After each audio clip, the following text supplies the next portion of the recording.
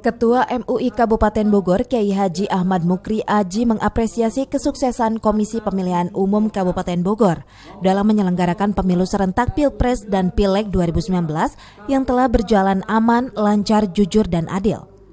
Hal ini disampaikan setelah penutupan rapat pleno tingkat Kabupaten Bogor yang sekaligus deklarasi damai yang diikuti penyelenggara pemilu, peserta pemilu, dan saksi-saksi dari parpol peserta pemilu.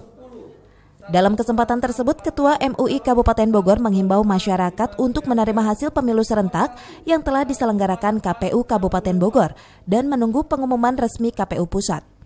Kita sebagai masyarakat Kabupaten Bogor yang penyelenggara pemilunya baik KPU dan juga Bawaslu dan juga paslon, pimpinan partai politik, saksi sudah menyatakan oke, iya, senang, happy terhadap apa yang sudah dilakukan. Jelas masyarakat Kabupaten Bogor akan semuanya bisa menerima dan menunggu keputusan dan penetapan KPU Republik Indonesia di tanggal 22 Mei 2019. Pemilunya setelah pemilu itu mulai dari TPS ke PPK sampai ke hari ini dan sampai nanti akhirnya akan dibawa ke pleno provinsi, itu kita kawal.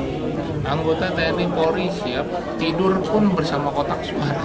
Nah, jadi itu tidur bersama kotak suara 24 jam kita bersama sampai nanti rangkaian pemilu, rekapitulasi pemilu ini selesai. Sementara itu di tempat yang sama, Kapolres Bogor menegaskan tugas yang diemban aparat gabungan TNI dan Polri sampai saat ini belum selesai. Pihaknya akan terus mengawal kotak suara hingga sampai ke rapat pleno di tingkat Provinsi Jawa Barat. Dari Babakan Madang, Kabupaten Bogor, Edi Junaidi melaporkan.